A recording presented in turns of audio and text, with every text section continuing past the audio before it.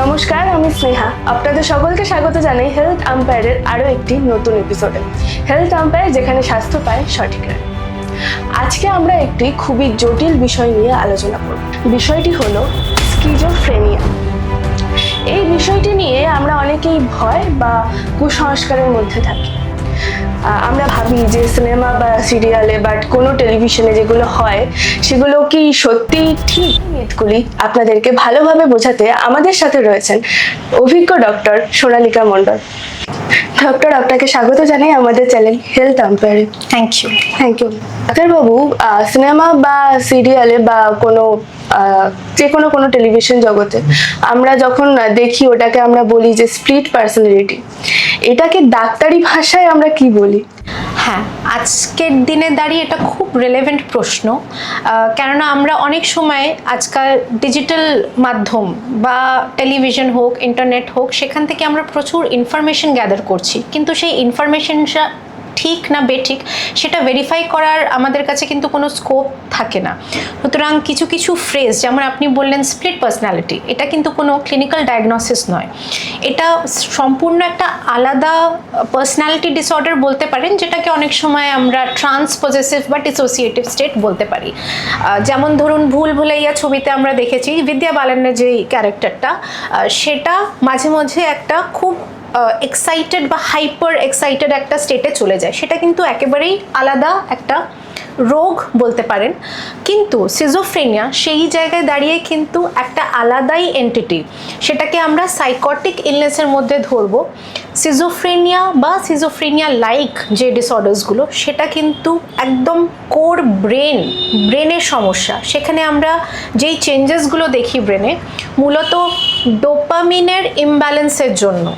আর সেখান থেকে আমাদের কি হচ্ছে, কি ধরনের সমস্যা হচ্ছে, যেমন ধরুন ডেলিউশনস, হ্যালুসিনেশনস, কিছু thought disorder, thought broadcast, thought withdrawal. এবারে সেগুলোকে আমি যদি সাধারণ ভাষায় বোঝানোর চেষ্টা করি, যে ডেলিউশন কি হয় না, একটা ভুল ভ্রান্ত ধারণা যেটা পেশেন্টের একদম মনে গেঁথে যায় যে সারা জগৎ বা সারা আমাদের আশেপাশে যে বা যারা আছে আমার বিরুদ্ধে কোনো ষড়যন্ত্র করছে। সে একটা প্যারানয়িয়াতে থাকে, প্রচণ্ডভাবে সন্দেহবাতিক হয়ে যায় যে আমার ক্ষতি করার চেষ্টা করছে, আমাকে মারার চেষ্টা করা হচ্ছে।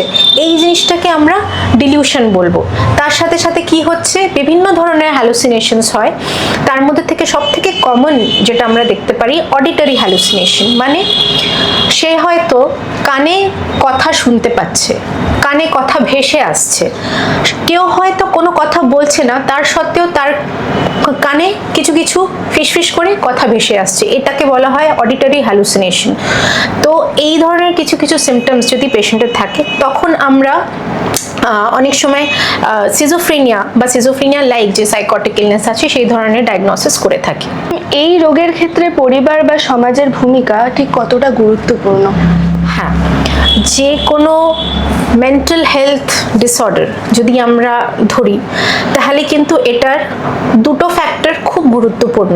সোশ্যাল ফ্যাক্টর, যেটা আপনি বললেন যে ফ্যামিলি বা ফ্রেন্ডস, বন্ধু বান্ধব, বা সে যদি কোনো জায়গায় চাকরি করে তার কলিগস, এই যে সোশ্যাল ফ্যাক্টরটা, এটা প্রচণ্ডভাবে ইম্পর্টেন্ট হয়ে ওঠে। কেননা যখনই কারোর এই ধরনের রোগ ধরা পড়ে, ফার্স্ট অফ অল আমাদের as a society, as a person response কি হয়, তাকে হয়তো আমরা একটু আইসোলেট করে দিই, বা তাকে আমরা হয়তো খুব কটু কথা বলে স্টিগমাটাইজ করি, কমেন্ট পাস করি, ক্রিটিক্যাল কমেন্ট পাস করি। তো যখনই এই ধরনের ডায়াগনোসিস কোনো পেশেন্টের করা হয়, তখনই আমি ফ্যামিলি বা ফ্রেন্ডসদেরকে আলাদাভাবে সাইকো এডুকেশন করার একটা সেশন আমি করে নিই। কেননা আমরা নর্মালি যেটা দেখে থাকি, যে যখন এই মেন্টাল ডিসঅর্ডার নিয়ে আমরা কথা বলি বা কারো ডায়াগনোসিস হয়, তখন আমাদের নর্মাল রেসপন্স হয় একটা ক্রিটিক্যাল কমেন্ট করা বা তাকে আইসোলেট করে দেওয়া, স্টিগমাটাইজ করা পুরো ব্যাপারটা। সুতরাং এরকম একটা নেগেটিভ মেন্টালিটি নিয়ে বা মাইন্ডসেট নিয়ে যদি আমরা চলি, তাহলে কিন্তু রোগী হয়তো মেডিসিন খেয়ে ঠিক হয়ে যাবে, কিন্তু তার যে এই সোশ্যাল সার্কেলটা, তার ফ্যামিলি বা ফ্রেন্ডস যে সাপোর্টটা তার পাওয়া দরকার, সেটা যদি সে না পায়, তাহলে কিন্তু যত ভালোই মেডিসিন তার চলুক না কেন, যত ভালোই থেরাপি হোক না কেন, আলটিমেটলি ফল কিন্তু রেজাল্ট কিন্তু নেগেটিভ হবে। সুতরাং পেরেন্টস বা যে কেয়ার গিভার, ফ্যামিলি অ্যান্ড তার সোশ্যাল সার্কেল, ফ্রেন্ডস বা কলিগস ইন অফিস, তাদেরকে বুঝতে হবে যে এই ধরনের যার রোগ আছে তাকে একটু সাপোর্ট করা, তার সারাউন্ডিংয়ে একটা পজিটিভ এনভায়রনমেন্ট ক্রিয়েট করা, আর তাকে সাপোর্ট করার জন্য তাকে সোশ্যালাইজেশনের জন্য একটুখানি আরও এনকারেজ করা, তাকে নিয়ে বাইরে বেরোনো, তাকে নিয়ে বিভিন্ন জায়গায় ঘুরতে যাওয়া, সিনেমা দেখা, খাওয়া দাওয়া, এই জিনিসগুলো যেগুলো আমরা নর্মালি করে থাকি সেগুলো করার জন্য যাতে আরও বেশি করে এনকারেজ করা হয়। আর যেটা সব থেকে বেশিরভাগ আমি দেখে থাকি, ফ্যামিলি মেম্বার্স যারা টেক কেয়ার করছে, সেই কেয়ার গিভার কিন্তু অনেক সময় নিজেই খুব নেগেটিভ হয়ে পড়ে। সেই কারণে তারা কিন্তু পেশেন্টের এগেনস্টে প্রচন্ড নেগেটিভ বা ক্রিটিক্যাল কমেন্ট করতে থাকে। সেটাকেও আমাকে একটা কাউন্সিলরের জায়গা থেকে বা সাইকোলজিস্টের জায়গা থেকে একটুখানি ঠিক করতে হবে, যে তাদেরকে তাহলে আমাকে আলাদাভাবে একটুখানি কাউন্সিলিং এর জন্য রেকমেন্ড করতে হবে, যে তারা যেন খুব নেগেটিভ না হয়ে পড়ে, তাদেরকে একটা অ্যাডিশনাল সাপোর্ট দেওয়ার চিন্তা আমাকে করে যেতে হবে। ম্যাম, এর কি কোনো চিকিৎসা রয়েছে, মানে কোনো মেডিসিনারি? অবশ্যই। সিজোফ্রেনিয়া যেটা আমি বললাম যে একটা সাইকটিক ইলনেস, সাইকটিক ইলনেসে কিন্তু কাউন্সিলিং এ ঠিক হয় না, কোনো থেরাপিতে ঠিক হয় না। একমাত্র এটা ট্রিটমেন্ট ইজ মেডিকেশন। যেটা আমি প্রথম প্রশ্নের আপনার যে উত্তরে আমি বলেছিলাম যে ডোপামিনের যে ইমব্যালেন্স হচ্ছে, সেই ডোপামিনের ইমব্যালেন্সটাকে কারেক্ট করার জন্য আমরা কিন্তু এই অ্যান্টি ডোপামিনার্জিক বা অ্যান্টিসাইকটিক কিছু মেডিকেশনস দিয়ে থাকি। তো সেগুলো যদি ঠিকঠাকভাবে পেশেন্ট নেয়, ফলো আপ করে, তাহলে কিন্তু পেশেন্ট খুব ভালো থাকে।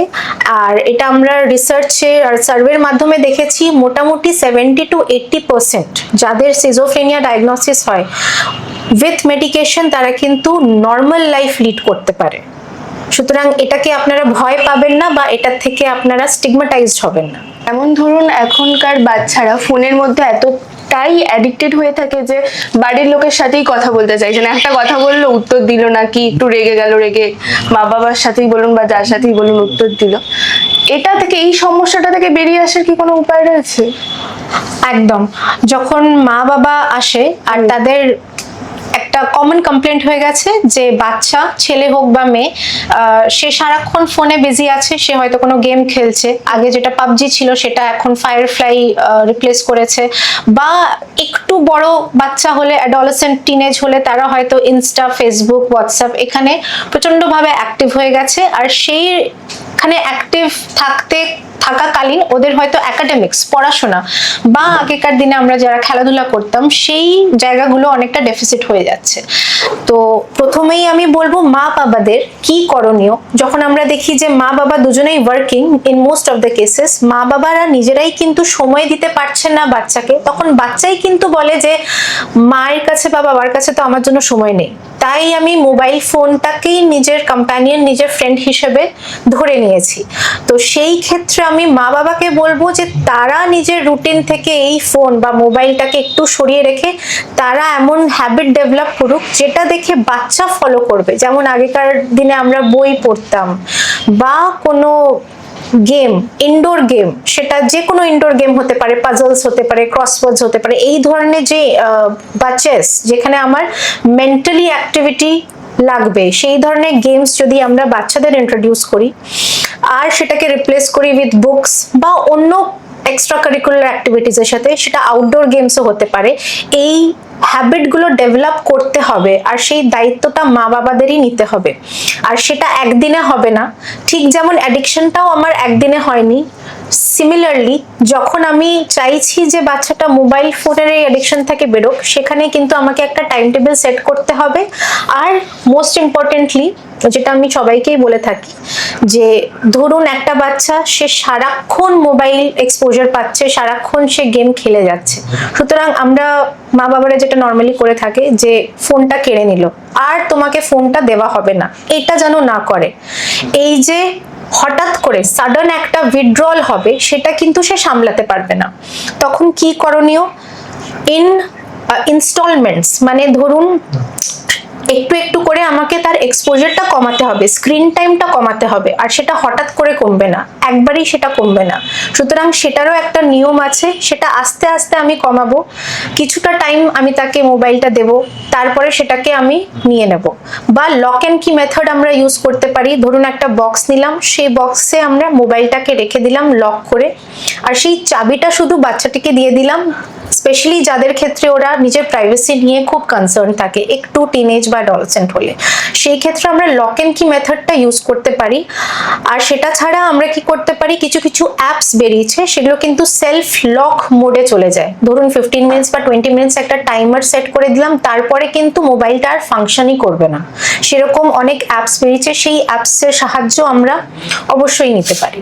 তো এই ধরনের কিছু পদ্ধতি আমরা সাজেস্ট করতে পারি মা বাবাদের। ম্যাম, আপনাকে অনেক ধন্যবাদ আমাদেরকে এত ভালোভাবে বুঝিয়ে বলার জন্য। Thank you so much. Thank you. Schizophrenia নিয়ে ভয় পাবেন না, এটি একটি রোগ যার চিকিৎসা রয়েছে বা চিকিৎসা করা প্রয়োজন। একটু সহানুভূতি এবং সঠিক চিকিৎসায় অনেক জীবন বাঁচানো সম্ভব। ভিডিওটি যদি ভালো লেগে থাকে লাইক করুন, শেয়ার করুন, কমেন্ট করুন এবং সাবস্ক্রাইব করতে একেবারেই ভুলবেন না আমাদের চ্যানেল হেলথ আম্পায়ারকে। সুস্থ থাকুন। নমস্কার।